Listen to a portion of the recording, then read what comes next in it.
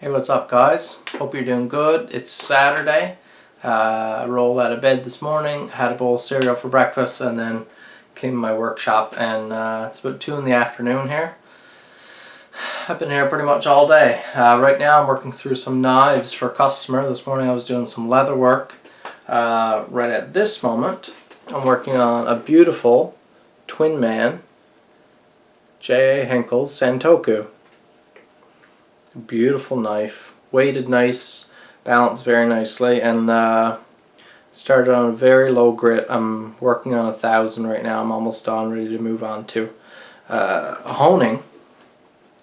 But there's a little trick that I wanted to share with you guys. It's just, I've kind of adapted it into my system. I learned it from Japanese bladesmith Murray Carter. Murray Carter Cutlery, I think, is his website. He forges Japanese style blades.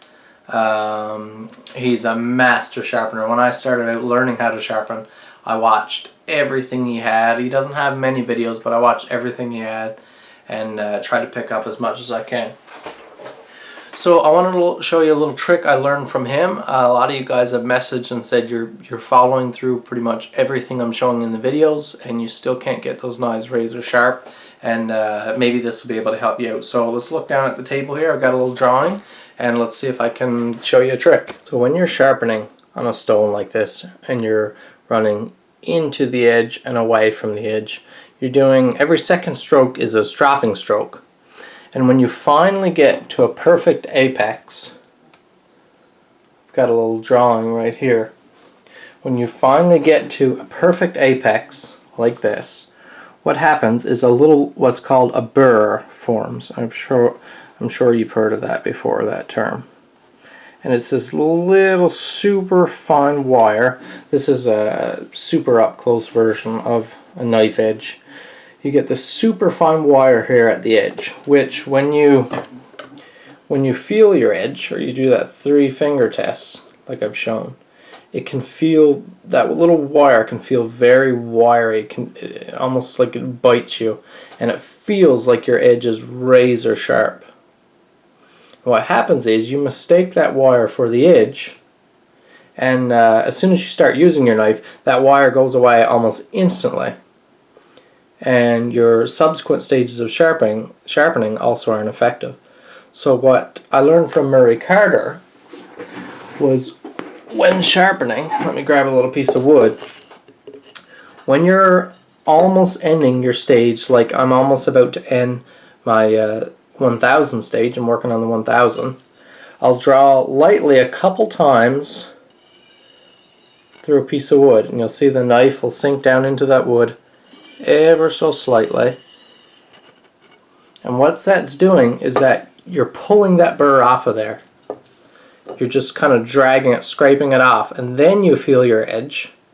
And sometimes you notice after dragging it through there once or twice, there's a big difference. Your knife doesn't feel nearly as sharp. So then I usually go back to my stone, do a few more strokes, and those strokes then, after you've removed the burr, are sharpening directly on that edge. And sometimes I'll do that a couple times. I'll near finish on the 1,000. I'll give it 1 or 2 draws through a piece of wood, feel my edge. Okay, it needs a few more strokes. I'll do it and repeat again until when I draw it through and feel my edge and it feels just as sharp, I know that the actual apex of that blade is that sharp, and it's not the wire. So I hope that helps you out, guys. It's a little trick. Like I said, it's not my own. I learned it from Murray Carter. Well, not many of the things you learn now are your own original things. Usually take them from someone else. I've taken a lot of different techniques from different people. I've learned a lot from Ray Bartlett. About to finish up this Santoku. This is a beautiful blade, as I said. This is a Twin Man Henkel's, so it's not a cheap blade. It's beautiful. Maybe I'll give you a little clip of when it's done, just to show you how sharp it is. So there's the edge on that Henkel's, guys. Notice that polish. These knives are a long, thin, flat grind, so the actual bevel is not real long. Isn't that beautiful?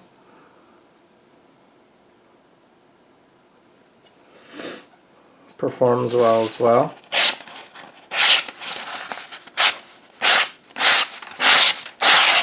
Right.